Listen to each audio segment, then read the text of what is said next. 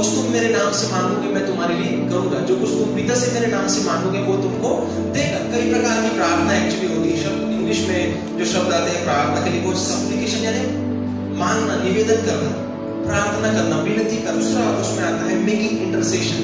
Intercession यानी मध्यस्थता की प्रार्थना। इस मध्यस्थता की प्रार्थना में आप अपने लिए प्रार्थना नहीं कर रहे, आप दूसरों के लिए मध्यस्थी कर रहे हो। तीसरा जो है प्रभु की बाट जोड़ना, परमेश्वर की राह देखना या उसका चेहरा तकना है। और चौथा पॉइंट आता है प्रार्थना का, प्रेइंग इन स्पिरिट, आत्मा में प्रार्थना करना, प्रेइंग इन स्पिरिट।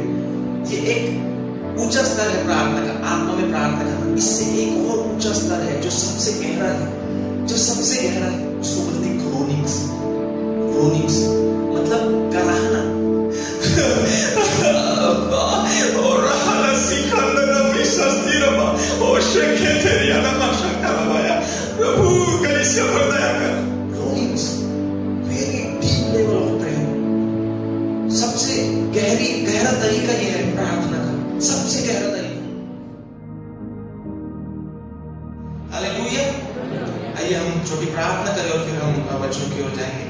पवित्र आत्मा प्रभु यीशु मसीह के नाम से आपका दिल से धन्यवाद करते प्रभु।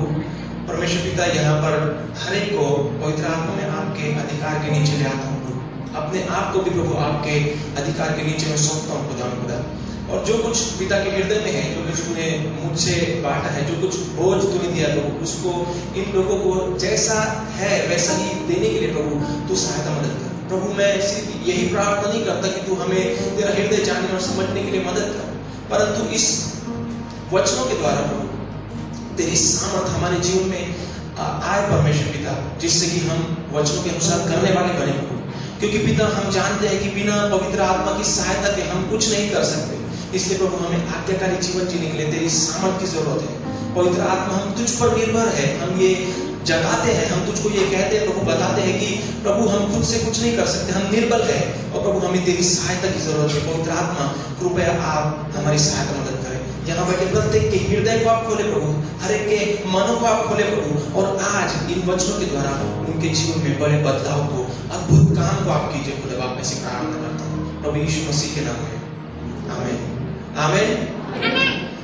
तो इसके पहले आपने प्रार्थना के विषय में कई संदेश सुने, प्रार्थना कैसे की जाती है, प्रार्थना क्या है, ये सब हमको पता है कि प्रार्थना कैसे करनी है ना।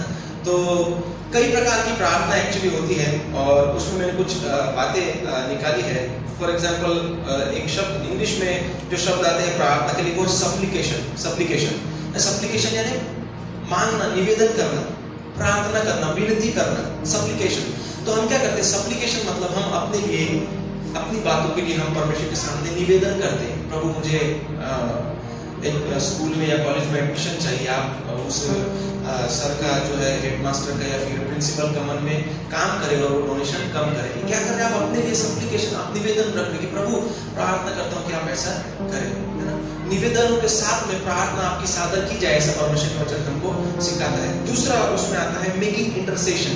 इंटरसेशन यानी मध्यस्थता की प्रार्थना, मध्यस्थता।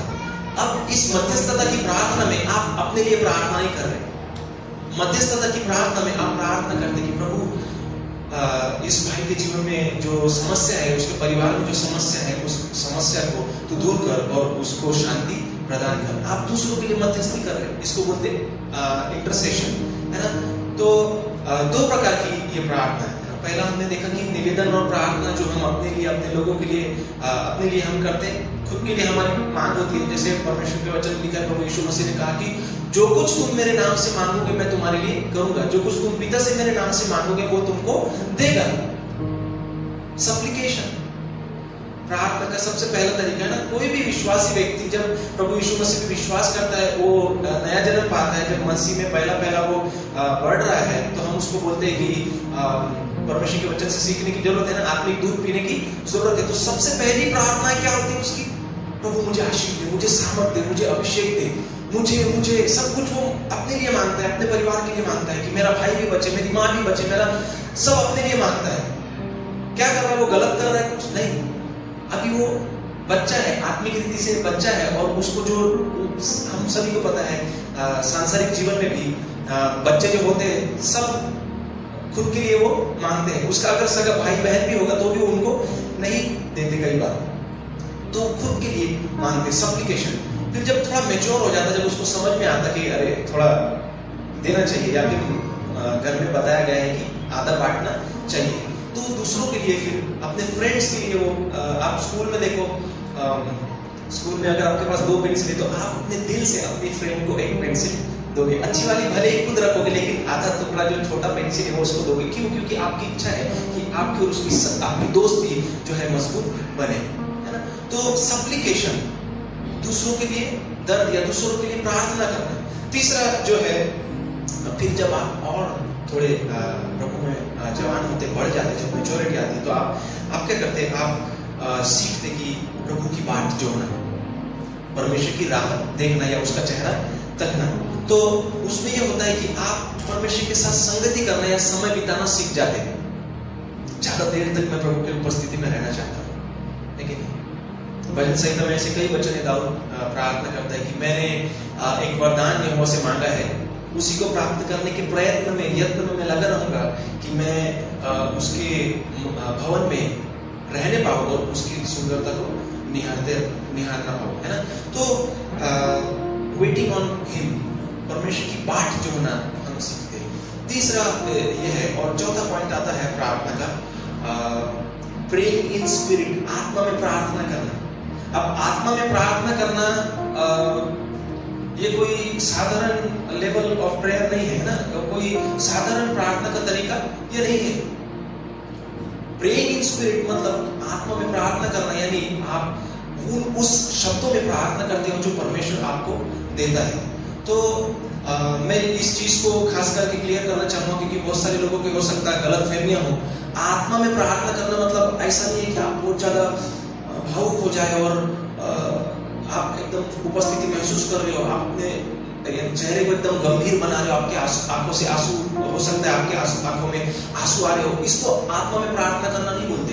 ऐसा मत समझिए कि मत बहुत पूरे मन से, पूरे दिल से, आत्मा से मैं प्रार्थना कर रहा हूँ, प्रार्थना कर रही हूँ, इसको नहीं बोलते आत्मा से प्रार्थना करना। हेलो, ये आत्मा से प्रार्थना करना नहीं है। आत्मा से प्रार्थना करना यानी जो पवित्र आत्मा का वरदान है, अन्य भाषा जिसको कहा जाता है, और प्रेरितों के काम में कई बार वो हमको देखने के लिए मिलता है। प्रभु यीशु मसीह ने भी वो बताया है कि विश्वास करने वालों में ये चिन्ह होंगे कि वे मेरे नाम से नई नई भाषाएं बोलेंगे। तो अगर आप आत्मा में प्रार्थना करना चाहते हैं तो you must be filled with the Holi spirit. आपको पवित्र आत्मा से परिपूर्ण होना या पवित्र आत्मा से भरना जरूरी है। जब आप पवित्र आत्मा से भरते हो तब आप आत्मा में प्रार्थना करना सीख जाओगे, या फिर अपने आप आत्मा में प्रार्थना करने लगोगे। तो आत्मा में प्रार्थना करना ये एक ऊंचे स्तर की ये प्रार्थना है। क्योंकि एक वचन हम निकालेंगे रोमियो की पुस्तक उसका 8वां अध्याय, और वहां आपको पता चलता है कि आत्मा में प्रार्थना करने का मतलब क्या होता है। रोमियो की पुस्तक यहाँ पर लिखा है, हिंदी में इस प्रकार से लिखा है कि हम नहीं जानते कि प्रार्थना किस रीति से करना चाहिए, परंतु आत्मा, परमेश्वर का आत्मा हमारी कमजोरियों में हमारी मदद करता है, हमारी सहायता करता है, और ऐसी आहें भर भर के प्रार्थना करता है जो बयान से बाहर है। पवित्र आत्मा परमेश्वर के पवित्र जनों के लिए परमेश्वर के हृदय के अनुसार प्रार्थना करता है। अब मुझको बताओ, आप में से कौन ऐसे लोग हैं जो परमेश्वर को बहुत ही जानते, बहुत गहरी रीति से जानते? कौन है ऐसे? है कोई जिसने अपने आप को परमेश्वर के साथ इतना समय बिताया हो कि आप उसको, मतलब उसकी बहुत सारी बातों से बहुत हद तक आप उससे वाकिफ हो? जब आप उसको नहीं जानते तो उसके हृदय के अनुसार प्रार्थना आप नहीं कर सकते। हेलो, जो लोग परमेश्वर की संगति करते हैं, जो लोग अपने आप को उसकी संगति के लिए देते हैं, वो जो परमेश्वर के वचन से बेहतर रीति से परमेश्वर को, प्रभु यीशु मसीह को समझते हैं, उसकी क्या इच्छा है, वो क्या चाहता है, जब तक आप नहीं जानते उसके हृदय की प्रार्थना आप नहीं कर सकते। इसीलिए पवित्र आत्मा हमारी मदद करता है कि हम हमारे द्वारा वो परमेश्वर की इच्छा के अनुसार पवित्र लोगों के लिए प्रार्थना करें। अभी हमने ये देखा कि प्रेइंग इन स्पिरिट ये एक ऊंचा स्तर है प्रार्थना का, आत्मा में प्रार्थना करना। इससे एक और ऊंचा स्तर है जो सबसे गहरा है, जो सबसे गहरा है, पर वो असाधारण है। ये भी असाधारण है और वो भी असाधारण है। उसको बोलते हैं ग्रोनिंग्स। ग्रोनिंग्स मतलब कराहना, आप कब करा दे मुझको बताओ। हिंदी में इस प्रकार से लिखा है कि ऐसी आहे भर भर के जो बयान से बाहर है। इट मीन्स कि आप उसको एक्सप्लेन नहीं कर सकते कि आप कितने दर्द में प्रार्थना कर रहे हैं। ग्रोनिंग्स उसको कहा गया है, ग्रोनिंग्स, दर्द में कराहना। आप कब कोई, आप किसी को देखो, किसी को पेट दर्द हो या किसी को सिर दर्द हो या फिर किसी को आप बुखार में एकदम लुप्त देखते हैं या फिर बुखार बहुत ज्यादा, उसके आंग तप रहा है, सनसन है और उसको पूरा आंग जल रहा है, दुख रहा है, तो बुखार में करा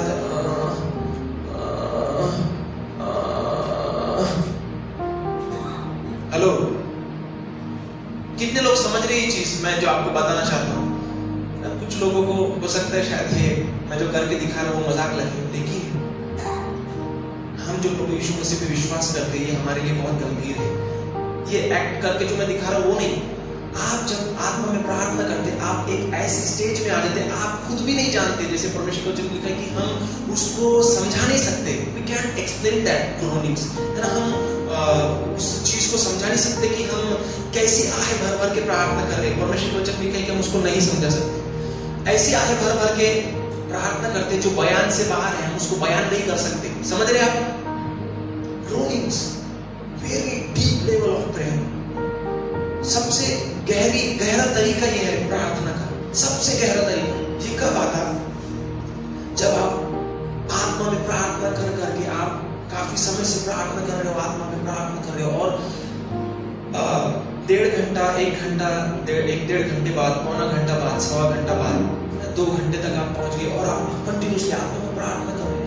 और उसके बाद में आप देखेंगे कि आप परमेश्वर की उपस्थिति के ऐसी जगह पर आगे, जब परमेश्वर अपने हृदय का बोझ आपके अंदर उड़ेल रहा और फिर वहां शुरू हो जाता।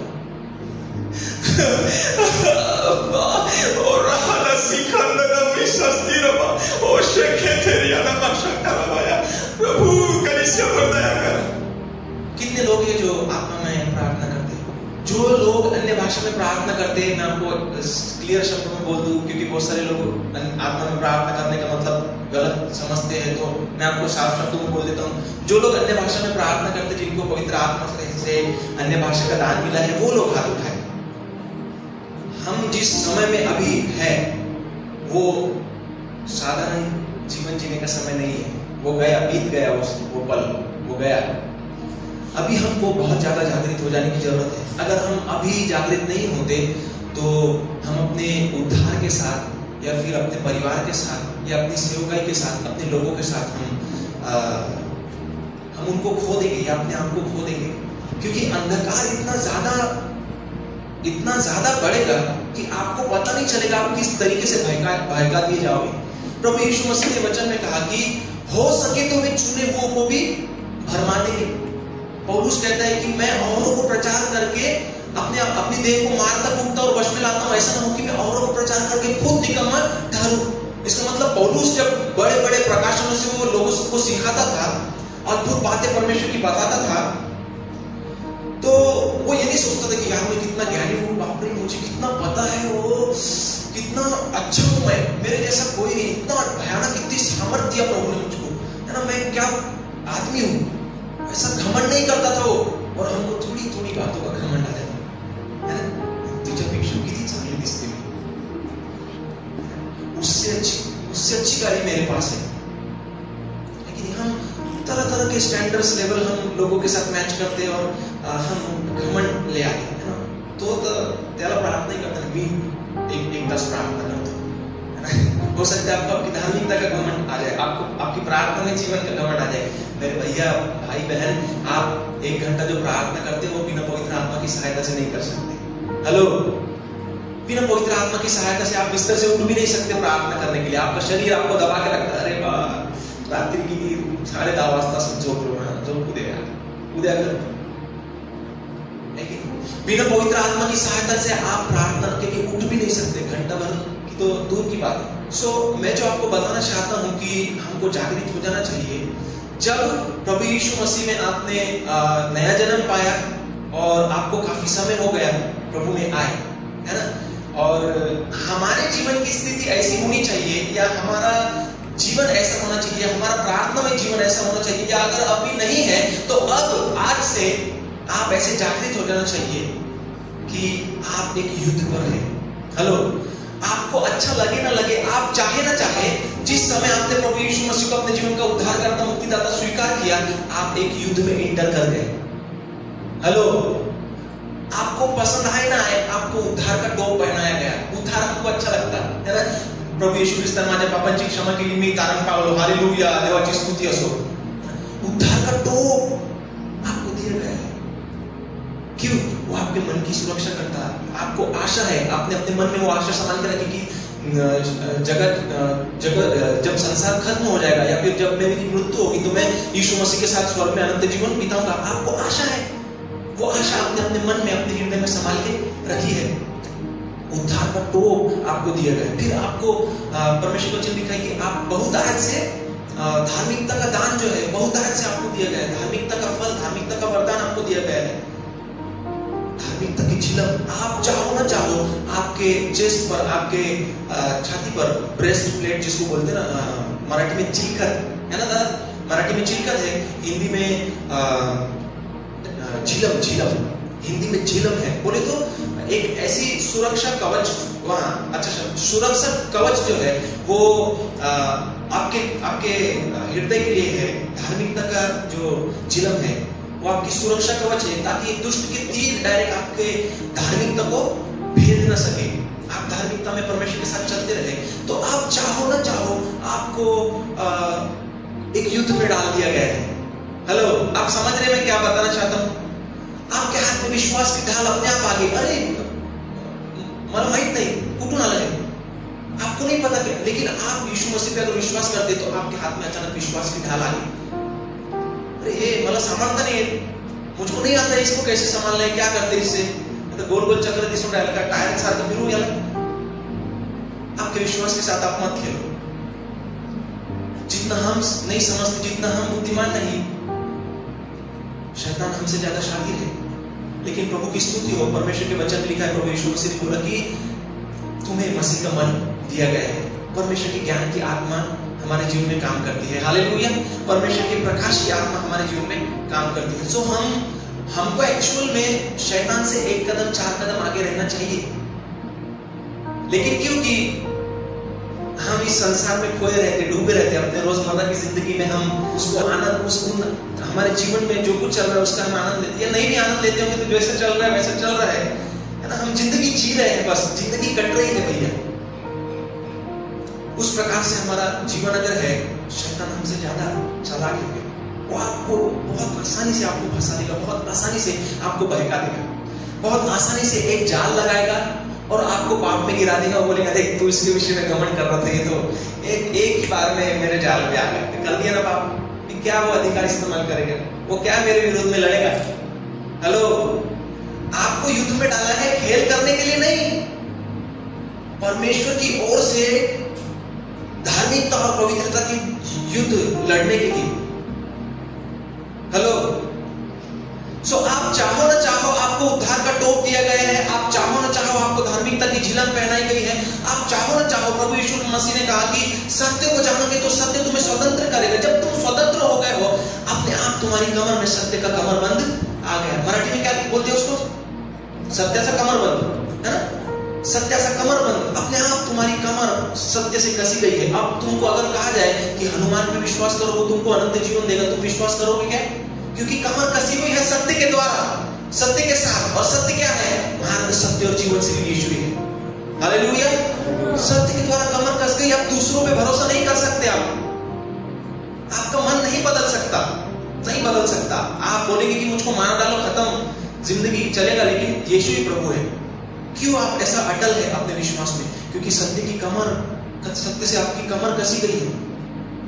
फिर आप चाहो ना चाहो, आपके पैरों में अपने आप सुसमाचार की तैयारी के खुशखबरी के जूते आपको दिए गए। आप खुद को नहीं रोक पाते किसी को सुसमाचार सुनाने से। आप अपने आप को देखो, आप जाओगे लोगों को बताओगे देव तुझ्यावर खूप प्रेम करते, मी तुझ्यासाठी प्रार्थना करते, देव तुला आरोग्य दे, देव तुझ्यासाठी असं करेल तसं करेल। आप सुसमाचार सुनाते जाके, आप लोगों के लिए प्रार्थना करते। किसने बोला आपको जाने के लिए? किसने आपके हृदय में ये बोझ डाला? क्यों जा रहे हैं आप? बताने के लिए। आपके पैर, प्रभु यीशु मसीह की आत्मा ने जो सुसमाचार की तैयारी के जूते दिए हैं, आप उसको रोक नहीं सकते। हालेलुया, फिर एक आखिरी बात आती है। ये सारा जो तामझाम है, उद्धार का टोप, धार्मिकता की झिलम, सत्य से कमर कसी गई है, सुसमाचार की तैयारी के जूते हैं, विश्वास की ढाल है, ताकि हम सब प्रकार की जो शैतान की जलती तीर है उससे बचे रह सके। एक आखिरी चीज जो बचाव के लिए नहीं परंतु वार करने के लिए है, वो है आत्मा की तलवार, अर्थात परमेश्वर का वचन। परमेश्वर का वचन हमारे आत्मा की तलवार। ये एक अकेला ऐसा वेपन है, एक अकेला ऐसा शस्त्र है जो आपको दिया गया है शैतान को मारने के लिए। तलवार किसके लिए दिए गए? भाजी सब्जी काटने को दिए गए।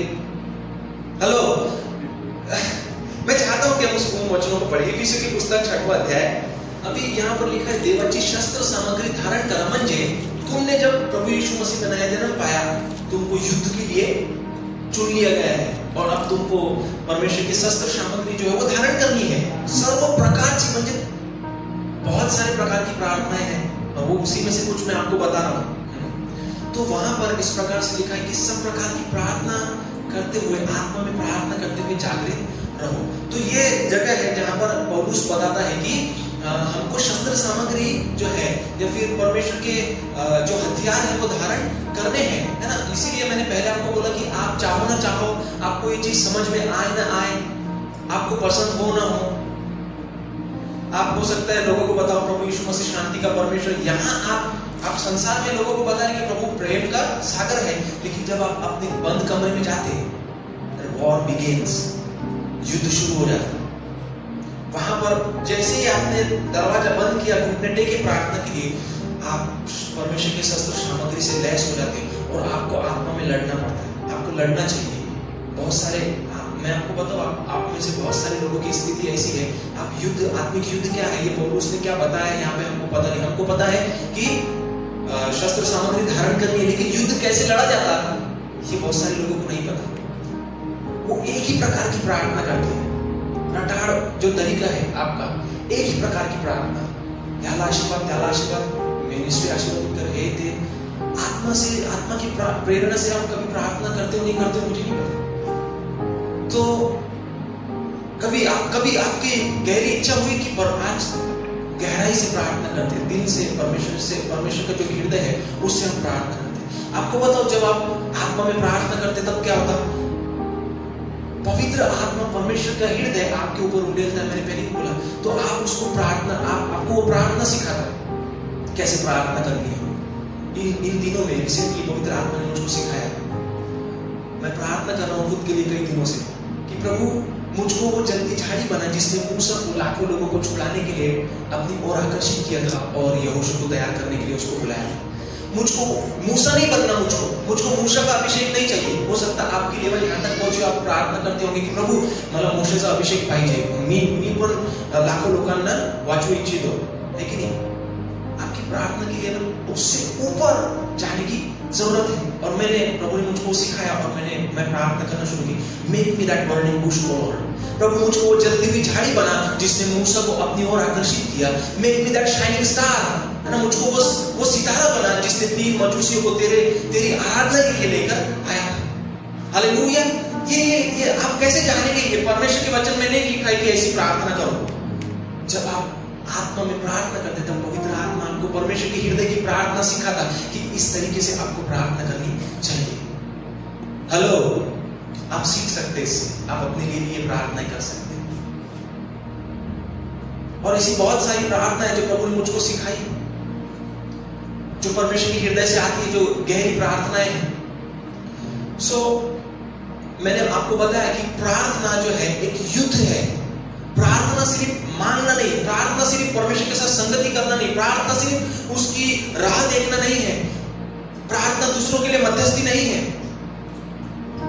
प्रार्थना एक आत्मिक युद्ध है प्रियो। और इन दिनों में 2024 जो शुरू है, अगर आप पढ़ते मत्ती रचित सुसमाचार का 24वां अध्याय अगर आप पढ़ोगे, मैं इसके पहले भी बोला और अब भी बोलूंगा कि मत्ती रचित सुसमाचार का जो 24वां अध्याय है, घर जाकर उसको पढ़ो, उसका अभ्यास करो। 24 और 25 दोनों अध्याय पढ़ो। महीने में हर महीने में एक बार उसको पढ़ा करो, ताकि आप जागृत रहो कि वेळ जवळ आली आहे, माझा ख्रिस्त, माझा प्रभु जो है तो दारात आता येऊ शकते, कधी पण येऊ शकते। तो मुझको तैयार होना जरूरी है। आप आपका कॉन्शियस जागृत रहेगा उन वचनों को पढ़कर। तो इस समय के हिसाब से हमको युद्ध करने की जरूरत है। आप प्रकाशित वाक्य में पढ़ो, प्रकाशित वाक्य में पढ़ो, आपको वहां पे एक युद्ध के विषय में बताया गया है।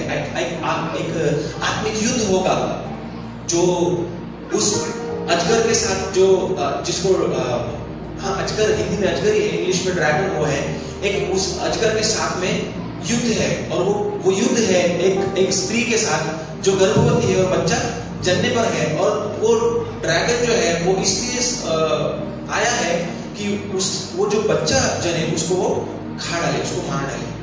वो स्त्री कौन है? वो कौन है वो स्त्री? आप लोगों ने प्रकाशित वाक्य पढ़ा है?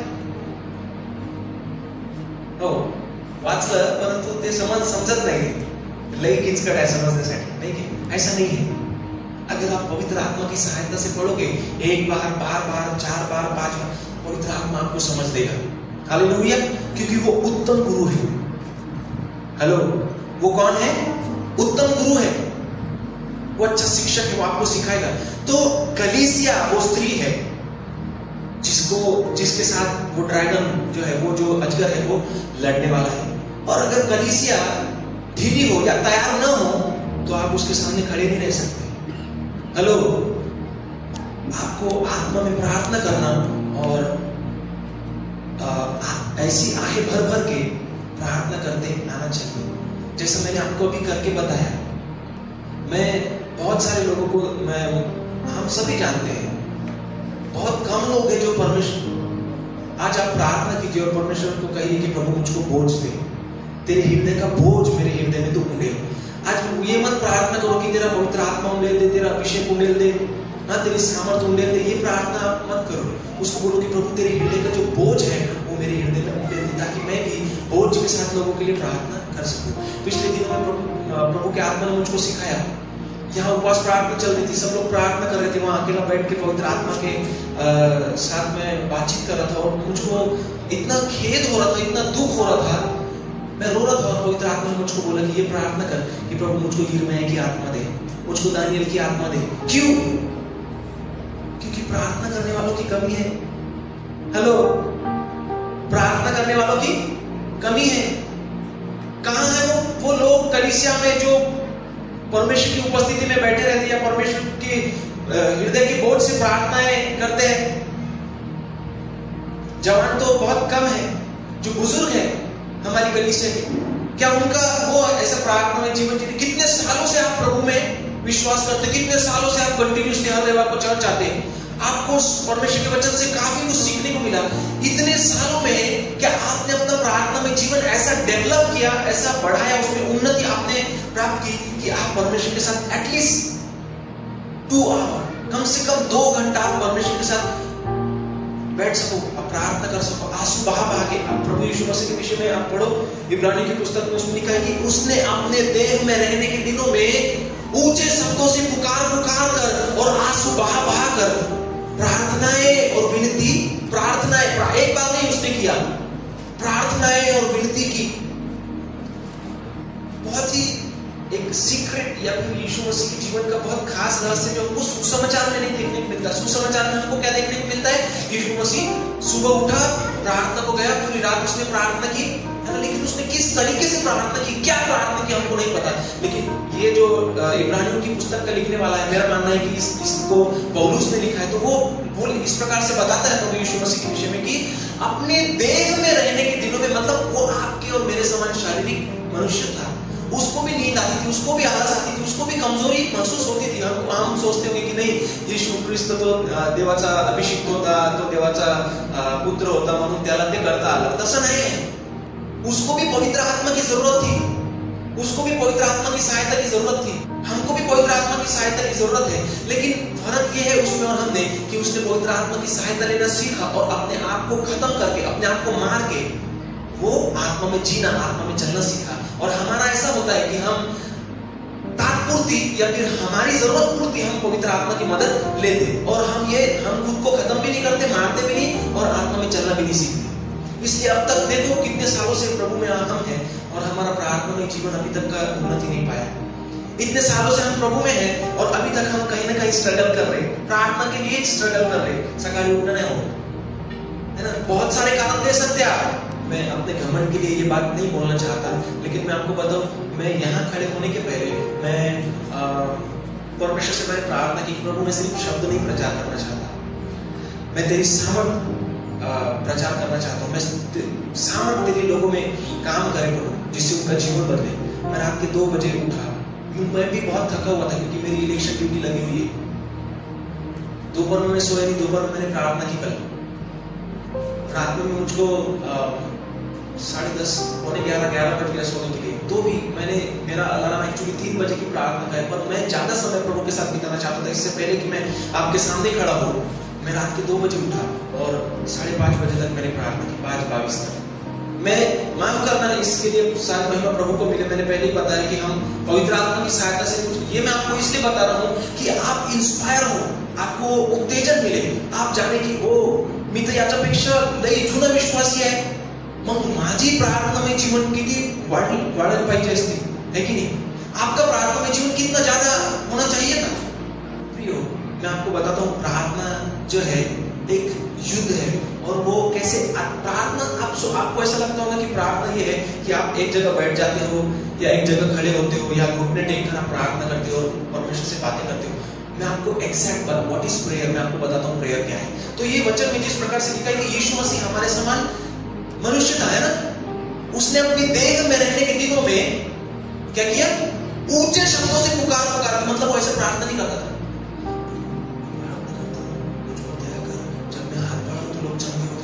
ऐसा प्रार्थना नहीं करता था। हमको ऐसा लगता कि वो बहुत ही धार्मिक रीति से हम आत्मा में प्रार्थना कर रहे, मैं प्रार्थना करता हूं, ऐसा प्रार्थना नहीं करता था हमारा प्रभु यीशु मसीह। ऊंचे शब्दों से पुकार कर प्रार्थना, हे मेरे पिता, क्योंकि उस समय वो बंद कमरे में नहीं था प्रार्थना करता, इसलिए वो जंगलों में, पहाड़ों में प्रार्थना, ऊंचे शब्दों से पुकार के प्रार्थना करता था। आंसू बहा कर, उसके में लिखा है कि आंसू बहा कर,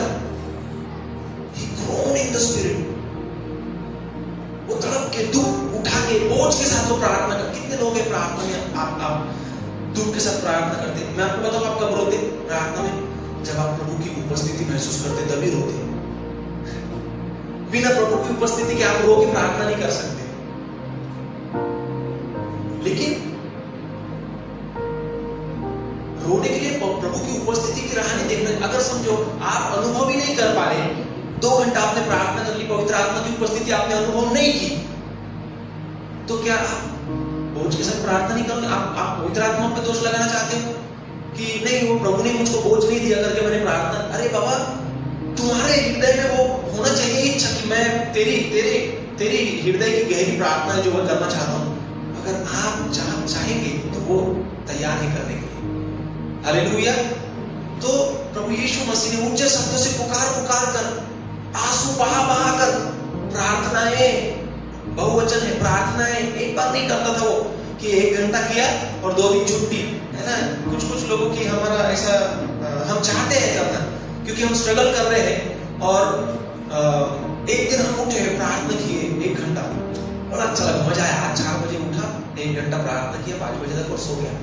फिर आज पूरा दिन भर आज हमको है ना वो अच्छा लगता, हमने प्रार्थना की। दूसरे दिन भी उठने की तैयारी नहीं थी, लेकिन फिर कुछ मोबाइल पिक्चर और कुछ ये सब कारणों से या काम से इससे उससे बिजी है, फिर हमारा वो जो आग है प्रार्थना करने के लिए वो ठंडी हो जाती, और फिर 2 दिन 3 दिन 4 दिन 1 हफ्ता 1 महीना ऐसे निकल जाता। फिर कभी तो भी हमको जाग आता कि अरे उस दिन की इतनी मजा आया था, आज हमको करना चाहिए, हमको आदत डालनी। फिर कभी तो भी आपको उठते बैठते गिरते पड़ते हम उसको करने की कोशिश करते हैं। प्रार्थनाएं, इससे पहले कि आप प्रार्थना के लिए जाओ या फिर सोने के पहले आप पवित्र आत्मा को बोलकर, पवित्र आत्मा मेरी मदद कर, मुझको सुबह प्रार्थना के लिए उठा। मेरे जीवन की गवाही है, मेरे पत्नी के जीवन की गवाही है। हम जब प्रार्थना करते हैं, वो भी अपने मन में कभी ये बोल के सोती कि प्रभु मुझको रात में प्रार्थना के लिए तू उठा, और लिटरली वो मुझको, तुमने मुझको हिलाए थे क्या? वो मुझको पूछती, तुमने मुझको सुबह उठाए थे क्या प्रार्थना के लिए? ऐसे किए नहीं, मैं खुद सोकर था, मुझको ऐसा लगा किसी ने मुझको उठाया प्रार्थना के लिए। अभी रिसेंटली की अभी ताजी ये बात है, पिछले दिनों पवित्र आत्मा में मैं नींद में हूँ, गहरी नींद में हूँ और मुझे ध्यान है कि अभी अलार्म बजने वाला है, तो पवित्र आत्मा मुझको बोलता हमें प्रार्थना करने की जरूरत है, हम प्रार्थना करेंगे, प्रार्थना के लिए उठो। जैसे ही अलार्म बजा, मैंने अलार्म स्वाइप करके बंद किया, फ्रेश हुआ, कपड़े पहने, बोले तो ऊपर शर्ट जो था वो डाला है और उसके बाद में फिर मैं प्रार्थना के लिए बैठा। पवित्र आत्मा की सहायता मांगते, पवित्र आत्मा आपको सहायता देता। तो अब हम चलेंगे, मैं आपको बताता हूँ व्हाट इज प्रेयर, एक्चुअल में प्रार्थना क्या है। ठीक है, उत्पत्ति की पुस्तक 32 अध्याय और वचन 22 से 30 तक हम पढ़ेंगे। उसमें इस प्रकार से लिखा है, उसी रात वह उठा, याकूब की बात हो रही है। अगर आप हिंदी बाइबल आपके पास है, क्योंकि मराठी में वो सबटाइटल ऊपर जो है वो नहीं मिलता, हिंदी में लिखा है कि याकूब का मल्लयुद्ध है ना। तो उस रात वह उठा और अपनी दोनों स्त्रियों और दोनों दासियों और 11 लड़कों को संग लेकर घाट से यब्बोक नदी के पार उतर गया। उसने उन्हें उस नदी के पार उतार दिया, वरन अपना सब कुछ पार उतार दिया। बोले तो जो कुछ उसके पास था, गाय बैल भेड़ बकरी है ना, सब कुछ, अपने दास दासी अपने बच्चों के सब कुछ उसने उस नदी के पार उतार दिया। अभी आगे क्या होता है, और याकूब आप अकेला रह गया। हेलो, क्या लिखा है, याकूब आप अकेला नदी के इस पार रह गया। उसने नदी के पार सबको विदा कर दिया और वो वापिस नदी के पार जाके वहां पर अकेले। कुछ याद आ रहा आपको प्रभु यीशु मसीह जब उसने शिष्यों को नाव में बिठा के बोला कि तुम जाओ मैं आता हूं, क्या लिखा था वहां पे, वो अकेला, वो भूमि पर अकेला था, सबको उसने विदा कर दिया। इधर जो लोग जिनको उसने 5000 और जो 5 रोटी और 2 मछली से खिलाया था उनको विदा किया, इधर शिष्यों को विदा कर दिया। अब वहां पर लिखा है कि वो भूमि पर अकेला था। क्या कर रहा था अकेला? हेलो, क्या कर रहा था अकेला? परमेश्वर के साथ। ये सेम बात यहां पर लिखी है, वो आप अकेला रह गया, तब कोई पुरुष आकर पांव फटने तक उससे मल्लयुद्ध करता रहा। हेलो, कोई पुरुष आकर उससे पांव फटने तक, सुबह होने तक का उससे मल्लयुद्ध करता रहा, कुश्ती लड़ता रहा उससे। अभी ये हमको लगता है कि भाई इसने इसके बच्चों को उतार दिया है ना, अपने परिवार को वहां, अपनी सब सारी संपत्ति उसने नदी के पार कर दी, फिर आप क्यों नहीं गया वहां पर अपने भाई से मिलने के लिए, एसाव से मिलने के लिए क्यों नहीं गया? यहाँ पर अकेला देखे क्या कर रहा है, क्या कर रहा है, एक अनजान व्यक्ति आया उससे वो लड़ रहा है। मैं आपको बताता हूँ क्या था, आगे हम पढ़ेंगे, फिर आपको एक जगह और लेकर चलता हूँ जहां से आपको क्लियरिफाई हो, आपको पता चले कि याकूब क्या कर रहा था। ठीक है, तो जब उसने देखा कि मैं याकूब पर, अर्थात उस पुरुष ने देखा कि मैं याकूब पर प्रबल नहीं होता, तब उसकी जांघ की नस को छुआ और याकूब की जांघ की नस उससे मल्लयुद्ध करते ही करते करते चढ़ गई। तब उसने कहा, मुझे जाने दे क्योंकि भोर होने वाला है। याकूब ने कहा, जब तक तू मुझे आशीर्वाद न दे तब तक मैं तुझे न जाने दूंगा। याकूब पागल था क्या? आप कभी आपके पड़ोस, आस पड़ोस से अगर झगड़ा हुआ होगा तो आपने कभी इसलिए लड़े कि मुझको आशीष दो? कभी आपने देखा है ऐसा कि आप एक विरोधी व्यक्ति अपने विरोधी व्यक्ति से आशीष मांग रहा हो? इसका मतलब ये वो मल्लयुद्ध नहीं है जो हम साधारण पढ़ते समय देखते। हमको लगता है कि याकूब ने किसी से लड़ा, किसी स्वर्गदूत से लड़ा, हमको ऐसा लगता है, लेकिन वो फिजिकली, शारीरिक तौर पर दिखने वाला ऐसा नहीं था।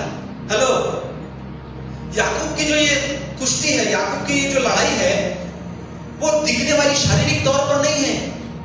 याकूब वाज प्रेइंग, वो प्रार्थना कर रहा था, और प्रार्थना में उसको ये विजन दिखता है। प्रार्थना में एक व्यक्ति आत्मा में, एक स्वर्गदूत, परमेश्वर का एक स्वर्गदूत आया और उससे आत्मा में वो लड़ रहा है। वो टूट के दर्द के साथ परमेश्वर से प्रार्थना कर रहा है कि प्रभु मेरे भाई से मुझको बचा, मेरे परिवार की सुरक्षा कर। वो आत्मा में युद्ध लड़ रहा है। ये वो है जब आप प्रार्थना करते हैं, वो युद्ध है प्रियो। प्रार्थना सिर्फ मांगना, समय बिताना नहीं है। प्रार्थना सिर्फ परमेश्वर के साथ अपनी संगति करना या रिश्ता मजबूत बनाना नहीं है। प्रार्थना एक आत्मिक युद्ध है और आपको ये युद्ध सीखना जरूरी है, सीखना चाहिए। तो यहाँ पर याकूब वो बोलता है कि जब तक तू मुझे आशीर्वाद नहीं देगा मैं तुझको नहीं जाने दूंगा। और हमको आगे का किस्सा पता है, उसने उसको पूछा कि तेरा नाम क्या है, वो बोलता है मेरा नाम याकूब है। फिर वो व्यक्ति उससे पूछता है, वो स्वर्गदूत पूछता है कि अब से तेरा नाम याकूब नहीं रहेगा परंतु इजराइल होगा, क्योंकि तू परमेश्वर से लड़कर और मनुष्य से लड़कर प्रबल हुआ है, तू जीत गया है ना। और फिर वहां से उनका वो जो लड़ाई है वो खत्म हो जाता है। मैं आपको लेकर चलता हूँ जहां पर आपको पता चले, होशे की पुस्तक 12 अध्याय वचन 3 और 4 आप पढ़ो उसको, फिर मैं आपके लिए पढ़ता हूँ। हाँ, दिव्य दूता बरोबर झगडून जय पावला, त्याने रडून देवाची करुणा भागली। यहाँ पे हिंदी में लिखा है कि उसने रोकर प्रार्थना की। मतलब एक्चुअल में जो हम उत्पत्ति में पढ़ते कि याकूब एक स्वर्गदूत से लड़ा है ना, सुबह होने तक वो लड़ा, तो वो क्या था?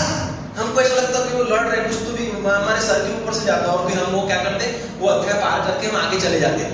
क्यों? क्योंकि कुछ समझ में नहीं आया, हमको ऐसा लगता कि लड़ाई शुरू हुई कुछ तो भी, और याकूब उससे आशीर्वाद। हम ये नहीं सोचते कि अरे एक व्यक्ति जब किसी से लड़ता है तो कैसे आशीर्वाद मांगेगा।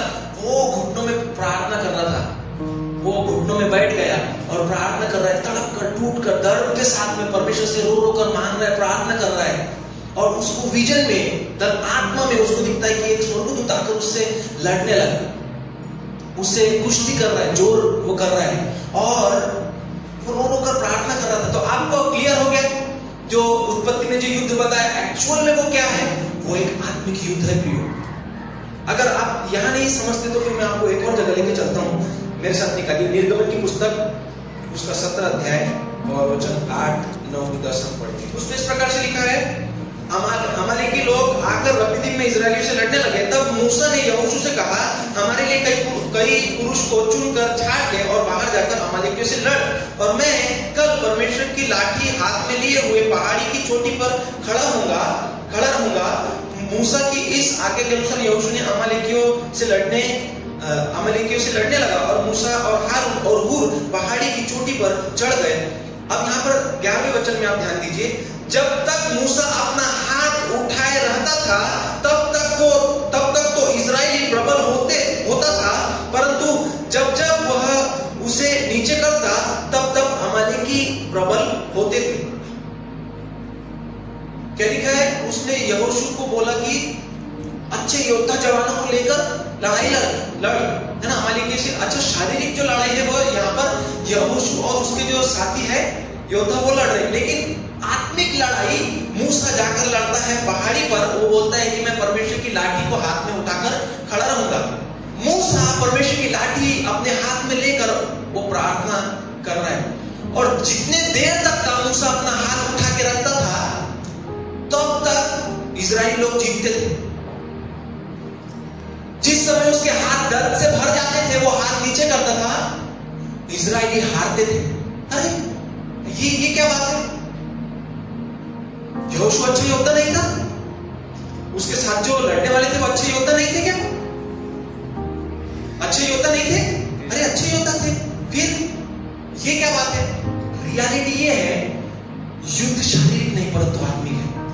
हालेलुया। आप जो प्रार्थना में युद्ध लड़ते हो वो शारीरिक नहीं, आत्मिक है।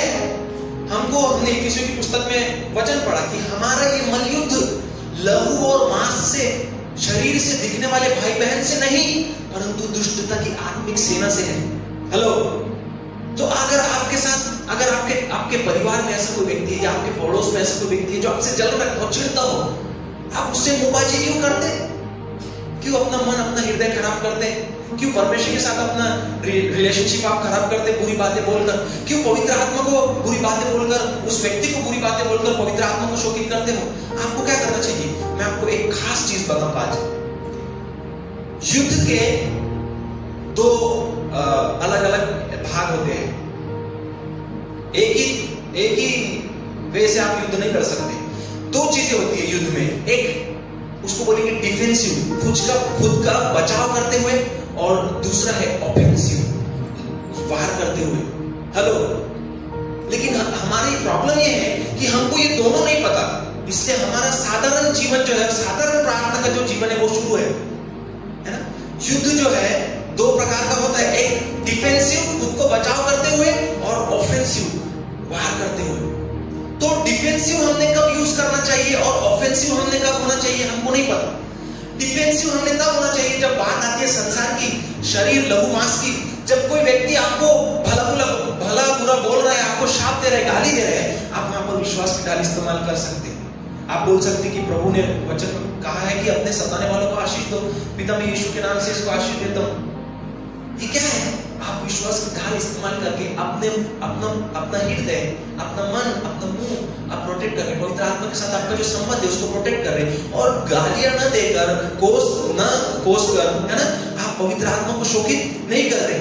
फिर आपको जाकर ये बोलने प्रभु मेरे को माफ कर, मैंने उसको बहुत बुरा बोला। कई बार हम झगड़ा करते थे, ये करते हैं, हम झगड़ा करेंगे, भला बुरा बोलेंगे, शाप देंगे, गाली देंगे, हम वहां जाके रिपेंट कर रहे। परमेश्वर पिता मैं माफी मांगता हूँ, मेरे को यीशु के लहू से धो दे और मेरे मन को धो दे, मेरे को तू क्षमा कर, है ना। अरे बाबा तूने झगड़ा उससे लड़ा है, पहले उसके साथ जाके तू मेल मिलाप कर, पहले उससे जाके माफी मांग, बाद में अपने बाप के पास आके अपने आप को लहू से धो लेना। तो बजाय अपने आप को खराब किए, हमने अपने विश्वास की ढाल डिफेंसिव हमने होना चाहिए। वहां पर हमने अपने मन को सुरक्षित रखना चाहिए, हमारे धार्मिकता की झिलक को हमने सुरक्षित रखना चाहिए। और प्रभु का जो स्वभाव है कि सताने वालों को आशीष दो, प्रेम करो। यीशु मसीह को जब लेकर जा रहे थे मारने के लिए, तो क्या उसके विषय में क्या पढ़ते हैं? वो मुंह बंद रखा उसने, जैसे भेड़ ऊन कतरने के समय मुंह बंद रखती, वैसे यीशु मसीह ने मुंह बंद रखा। नीति वचन में आप पढ़ो, मुंह बंद रखने के फायदे वहां पर आपको मिल सकते। तो जब बात आती सांसारिक बातों की, परिस्थितियां जब आपको दबाती है, तो बजाय दोष देने के आप परमेश्वर का धन्यवाद कर सकते हैं। डिफेंसिव हमको संसार में होना है, और ऑफेंसिव तब होना है जब आप बंद कमरे में जाते प्रार्थना के लिए, तब आप प्रार्थना करके शायद। और देखो मैंने आपको बताया कि आपके हाथ में तलवार भाजी सब्जी काटने के लिए नहीं दी गई है। हालेलुया, हेलो, कितने लोग सुन रहे हैं ये बात? आपको तलवार इसलिए नहीं दी गई है कि आप आलू उससे छीले, आपको तलवार दी गई है कि दुष्टता के मजबूत गढ़ों को आपको तोड़ना है। आपको पता है कई लोगों की प्रार्थना करने की इच्छा नहीं होती, कई लोगों की चर्च आने की इच्छा नहीं होती, कई लोग प्रार्थनाएं करने के बाद में भी दारू क्यों नहीं छोड़ पाते, क्यों चंगे नहीं होते, क्यों उनकी प्रार्थना की इच्छा नहीं होती? उनके पीछे दुष्ट आत्माएं काम करती है। हेलो, यह आत्मिक संसार है प्रियो, आपको जागृत होना जरूरी है। आप उस व्यक्ति के लिए प्रार्थना मत करो कि प्रभु उसका मन बदल, उसने चर्च में आना चाहिए, उसका वो बुरी आदत से छूट जाना चाहिए। आपने गुस्से में आकर प्रार्थना में उस दुष्ट को खदेड़ना चाहिए जो उसके जीवन में काम, उसको बोलना यीशु मसीह के नाम से दुष्ट मैं तेरे को धमकाता हूं, उसके मन से तेरे अधिकार को मैं तोड़ता हूं, तेरे बंधनों को मैं तोड़ता हूं, उसको छोड़ प्रभु यीशु मसीह के नाम में। और फिर प्रार्थना करें, पिता मैं प्रार्थना करता हूं कि तू उसको अनुग्रह दे, उसको सामर्थ दे कि वो उस बंधन से छूटे। ना हमारी प्रार्थना एक तरफा होती है, हम सिर्फ यही मांगते कि प्रभु त्याच्यावर दया कर, याच्यावर दया कर, याला सोडव, त्याला सोडव, याला बरं कर, त्याला बरं कर, याला आशीर्वाद दे, त्याला आशीर्वाद दे, याला शांति दे, त्याला शांति दे। एक ही तरफा हमको ये रटार प्रार्थना जो है वही पता है। अभी मैं जब प्रार्थना करता हूँ, जो प्रार्थना मुझको पवित्र आत्मा ने सिखाई हुई मैं प्रार्थना करता हूँ, वो जब खत्म हो जाती है तो मैं सिर्फ आत्मा में प्रार्थना, सिर्फ अन्य भाषा में प्रार्थना करता हूँ। आज अगर मैं आपके सामने खड़ा हूं तो मैं उसी का कारण हूं, आत्मा में प्रार्थना करता हूं, क्योंकि हमने वचन पढ़ा कि पवित्र आत्मा परमेश्वर की हृदय की इच्छा के अनुसार वो प्रार्थना करता है पवित्र लोगों के लिए। आप जानते भी नहीं, मुझे नहीं पता प्रवीण दादा के फैमिली में उनके जीवन में क्या चालू, मुझे नहीं पता आपका संतो दादा के फैमिली में वो कैसे प्रॉब्लम फेस करे या किस दौर से गुजरे, मुझे नहीं पता कलीसिया में क्या शुरू है, व्यक्तिगत जीवन में आपके क्या शुरू है। लेकिन पवित्र आत्मा जब प्रार्थना में होता हूँ, प्रभु वो इमेजिनेशन वो आपके मनों में डालेगा कि ये फैमिली के लिए, और फिर आप अन्य भाषा में प्रार्थना कर रहे हो, आप आत्मा में एक्चुअली इंटरसीड कर रहे हो उनके लिए, परमेश्वर की इच्छा के अनुसार प्रार्थना कर रहे हो। कई बार ऐसा होता है कि आत्मा में प्रार्थना करते करते आप रोने लगोगे। मुझे नहीं पता यार आप लोगों ने ये चीज अनुभव की है या नहीं की, लेकिन मैं जानता हूँ कुछ लोगों को जो आत्मा में प्रार्थना करते, जब आप प्रार्थना करते हो आत्मा में आपका आंतड़ी एक जगह जमा हो जाता है और आपका पेट अचानक दर्द करने लगता है, और आप वो पेट दर्द हो रहा है फिर भी आप अन्य भाषा बोलते जा रहे, दम खत्म हो रहा, सांस खत्म हो रही, लेकिन हमको बात करते समय सांस लेने की जरूरत पड़ती, उसमें दम खत्म हो रहा, लेकिन आप चालू वो आपको रोलिंग करने के लिए वो सहायता करता है, आपको आपके हृदय में बोझ वो डालता है कि सही तरीके से आपने प्रार्थना करना चाहिए कि आत्मिक युद्ध है प्रिय, और आपने दुष्ट के विरोध में बहुत ज्यादा ऑफेंसिव होना चाहिए, है ना। जहां हमको हमको ऑफेंसिव होने की जरूरत पडती, वहां हम डिफेंसिव मला ते शैतानाचा लई भीव लागते बरं है ना। आप कई लोग ऐसे हैं कि नहीं सर पे हाथ रख के प्रार्थना नहीं करना, उसका प्रभाव अपने में आ गया, उसकी दुष्ट आत्मा अपने में आ गई तो है ना, डर है। लोग जहां डरना है वहां नहीं डरते। इधर तो येऊदेने त्याला किती आमचे मी पाहून घेतो है की नहीं, क्या है, कौन सा जीवन जी रहे आप जहां आपको वार करना चाहिए वहां वार नहीं कर रहे, वहां बचा रहे खुद को, जहां आपको बचाना है खुद को वहां पर आप सीना तान के खड़े हैं। नीति वचन में लिखा है मूर्ख है वो व्यक्ति जो मुसीबत आता देखकर उसी में जाता है। तो शैतान के विरोध में आपको युद्ध लड़ना है, शैतान के विरोध में आपको युद्ध लड़ना है। क्या मैं और बातें आपको बताऊं जिससे आप जाने के युद्ध जो है आत्मिक है, या फिर हम आगे कुछ वचन देखें। देखो सबसे पहले जब आप युद्ध के लिए जब आप जाते हैं तो एक चीज आपके जीवन में होनी जरूरी है, वो है हम एक वचन को पढ़ेंगे, याकूब की पुस्तक 4 अध्याय वचन 7, और दूसरा वचन हम पढ़ेंगे पहला पत्रस 1 अध्याय वचन 16। दोनों वचन निकालेंगे, याकूब 4:7, पहला पत्रस 1:16। म्हणून देवाच्या अधीन व्हा, देवाच्या अधीन व्हा। जब आप युद्ध के लिए जाते हो तो आपको परमेश्वर के स्वाधीन होना जरूरी है। आणि शैतानाला अडवा। हाँ, सबसे शैतान को अड़ाने के पहले एक चीज करनी पड़ती है, वो है आपको परमेश्वर के अधीन होना पड़ता। हेलो, फिर वो वाली चीज जिसका डर आपको लगता है कि मैंने हाथ रखा तो कहीं उसकी दुष्ट आत्मा, उसका दर्द, उसका तकलीफ मेरे को ना आ जाए, है ना, वो डर जो है वो आपका निकल जाएगा। आपको परमेश्वर के अधीन होना है। जब आप परमेश्वर के अधिकार के नीचे आते आप उसकी आग से घेर लिए जाते हैं। फिर आप जब जाते हैं तो दुष्ट को कुछ नहीं दिखता सिवाय आग के। हालेलुया। भजन संहिता में लिखा है कि वह अपने दूतों को पवन और अपने सेवकों को क्या बनाता है, क्या बनाता है, धधकती हुई आग।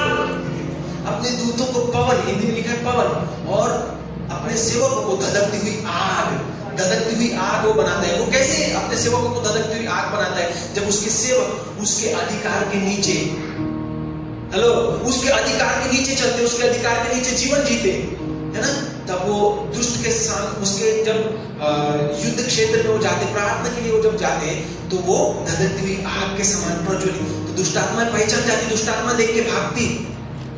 यीशु मसीह को दुष्ट आत्मा जानती थी ना, वो कब्र में से आदमी चिल्लाता हुआ आया, तू परम पुत्र, परम प्रधान परमेश्वर का पुत्र है, मैं तुझे जानता हूं, है ना, तू क्या समय से पहले हमको दुख देने के लिए आया। पौलुस को दुष्ट आत्मा पहचानती थी, कैसे? क्योंकि वो उसका रिलेशनशिप वो परमेश्वर के अधिकार के नीचे, वो अधीनता में है। एक परमेश्वर के दास होकर गया कि उनका नाम था मॉरिस सेरुलो। उनको इंडिया आना बिल्कुल पसंद नहीं था, क्योंकि आत्मा में वो जानते थे कि इंडिया में बहुत ज्यादा अंधकार है, बहुत ज्यादा मूर्ति पूजा और जादू टोना की शक्तियां काम करती है, तो उनको डर लगता था, मतलब वो आना नहीं चाहते थे। लेकिन फिर भी एक बार ऐसा हुआ कि प्रभु ने उनको सेवकाई के लिए यहाँ लाया, और अननोन, किसी को नहीं जानते, सिर्फ एक व्यक्ति जिसने उनको बुलाया है सेवा के लिए, उन्हीं को वो जानते। एयरपोर्ट में एक व्यक्ति पीछे से चिल्लाते हुए, Morris Cerullo, why you have come here, तू यहाँ पे क्यों आया? तो हमको तकलीफ देने आया। दुष्ट आत्माएं आपको जानती है जब आप प्रभु के अधीन रहेंगे। हालेलुया। दुष्ट आत्माएं देख सकती है आपके अंदर कितनी आग है।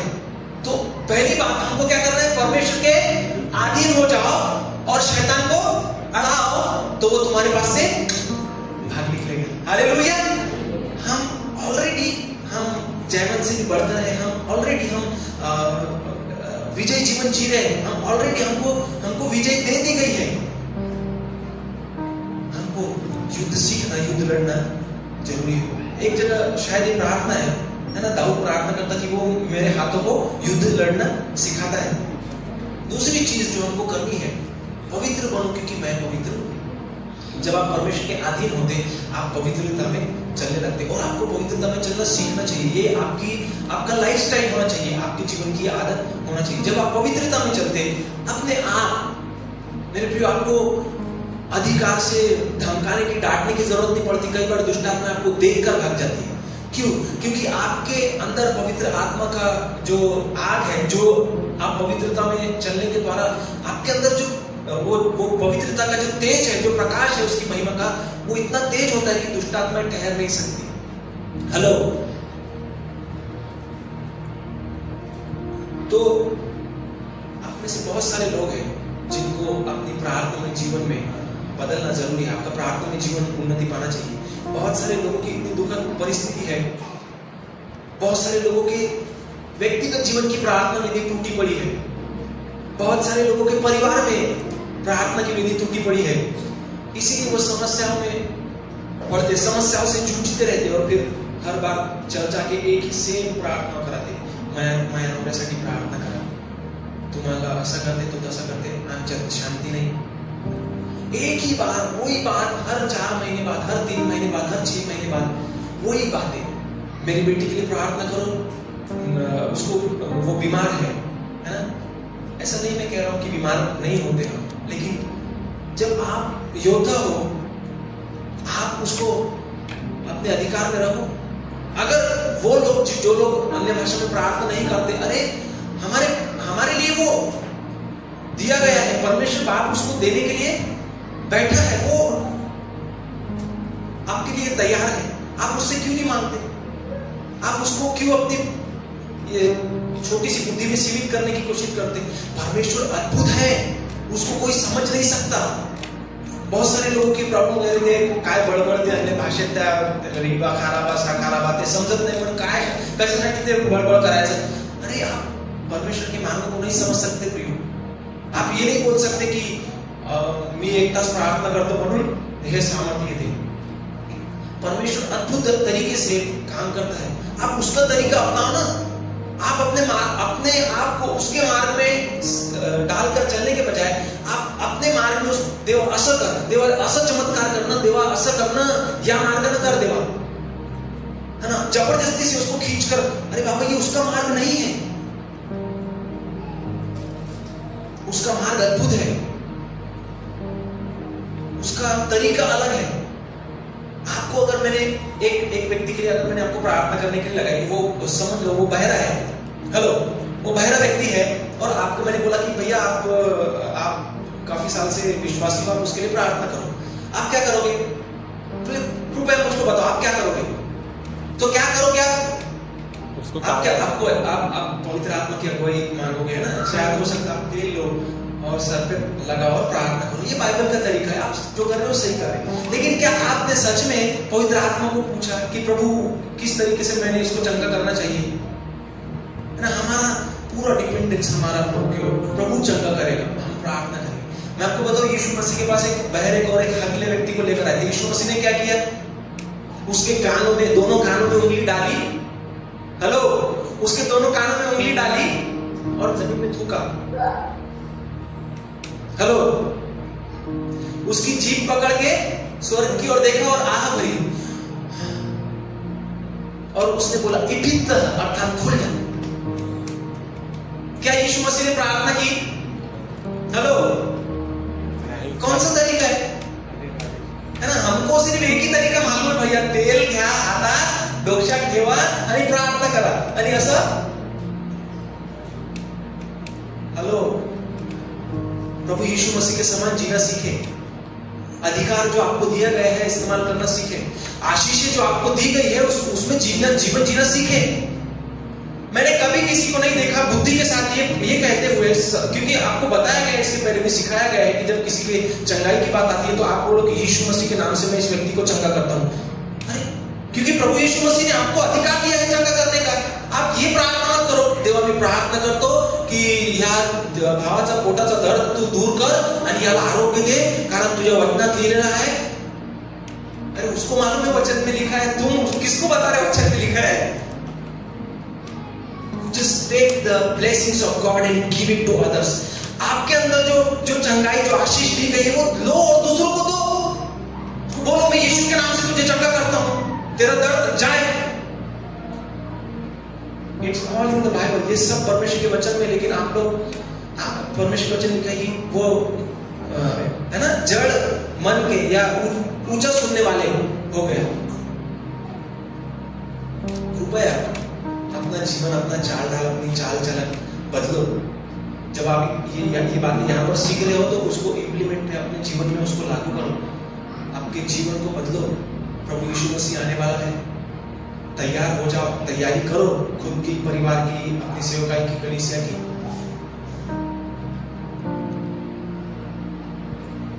प्रार्थना एक युद्ध है और हमको इस युद्ध में, हम चाहे ना चाहे, हमको इस युद्ध में डाल दिया गया है, ढकेल दिया गया है अस्त्र शस्त्र देकर, और हमको सीखना चाहिए, हमको लड़ना चाहिए। हालेलुया। हमारी जो आत्मिक लड़ाई है वो अंधकार के साम्राज्य से, और हमको खत्म करना है उसको। उपवास प्रार्थना ठहराओ, उपवास प्रार्थना ठहराओ, शहर के लिए, आपके गांव के लिए, आपके कम्युनिटी के लिए, या फिर आपके आजू बाजू लोग रहते हैं उनके लिए प्रार्थना करो। आप देखोगे कंटिन्यूसली जब आप उपवास प्रार्थना कर रहे कैसे शैतान के बंधन टूट रहे। और इसमें ध्यान देने की जरूरत ये भी है, ये मत समझना कि हम उपवास प्रार्थना कर रहे और युद्ध में है, इसका मतलब शैतान हम पर अटैक नहीं करेगा। जब आप युद्ध में होते हैं तो शैतान अटैक नहीं करता है, ये सबसे एक बड़ा प्रॉब्लम है। तो आपको जागृत रहना पड़ता, 24/7 आपको जागृत रहना पड़ता है ना। आप ये नहीं बोल सकते कि बाबा आज नाही करत रे बा प्रार्थना, लई दिवसापासून तर करून राहिलो, आजच्या दिवशी छुट्टी घेतो। जिस दिन आपने छुट्टी ली उस दिन आपके लिए जाल तैयार हो गया। हेलो, जिस दिन छुट्टी लेंगे प्रार्थना से उस दिन जाल तैयार हो गया। अरे हमको दूसरों से सीखना चाहिए। जो लोग जादू टोना करते हैं, रात रात भर जागते हैं, किसी के बाप का डर नहीं, किसी का शर्म नहीं, नंगे चौक में जाते हो जादू टोना करके आते हैं। आपको है क्या हिम्मत परमेश्वर के लिए रात भर जागने की, या फिर अपना 2 घंटा 3 घंटा देने की? वो युद्ध है ना। तो जब आप दुष्ट के किसी कोई अंधकार के साम्राज्य के किसी दुष्टात्मा को आप खत्म करते प्रार्थना, उपवास प्रार्थना करके, तो वो और अपनी टीम, अपना सामर्थ बढ़ाकर आपके विरोध में आता। आपको कम से कम 7 दिन तक कंटिन्यूसली प्रार्थना में रहना चाहिए। जब आप किसी को दुष्टात्मा से छुड़ाते हैं, किसी को चंगाई आपके द्वारा मिलती है, या कोई आपने मतलब किसी सिस्टम के लिए या किसी शहर के लिए प्रार्थना की है, तो कंटिन्यूसली प्रार्थना करते रहने जरूर। अगर रात में नहीं किया तो दोपहर में करो, दोपहर में नहीं किया तो शाम में करो, शाम में नहीं किया तो सोने के पहले प्रार्थना करो। कम से कम, अगर नहीं आप सोचते हैं कि 2 घंटा में नहीं, कम से कम 1 घंटा तो भी, ताकि आपके अंदर की आग जलती रहे और वो दुष्ट जो आपको अटैक न कर सके। बहुत सारे लोगों की सेवकाई खत्म हो गई क्योंकि वो युद्ध में उतर गए। परमेश्वर की सामर्थ अभिषेक काम करने लगा। जब उन्होंने दुष्ट के कुछ गढ़ों को तोड़ा, गिराया, दुष्टात्मा उनके विरोध में प्लान करके, और ये हमको पता नहीं चलता प्रियो, क्योंकि ये सांसारिक नहीं है, आत्मिक है। उस सेवक को फिर उन्होंने या तो पैसे की लालच में, या तो फिर शारीरिक संबंध की लालच में, व्यभिचार में फंसाया, या फिर कोई और पाप में फंसाकर उनकी सेवकाई, उनका प्रार्थना में जीवन, उसके अंदर की आग खत्म कर दी। सेवकाई खत्म। आप एक योद्धा हो, परमेश्वर ने आपको युद्ध के लिए चुना है, बुलाया है, और आपको युद्ध लड़ना जरूरी है। अगर आप युद्ध नहीं लड़ते तो आपका परिवार धोखे में है। Hello, hallelujah, hallelujah. प्रभु भला है कि वो हमारा सहायक है, हम अकेले योद्धा नहीं है। हालेलुया, वो हमारे साथ युद्ध में हमारा सहायक है। आमीन। आइए जोर से परमेश्वर की ताली बजाकर उसको धन्यवाद।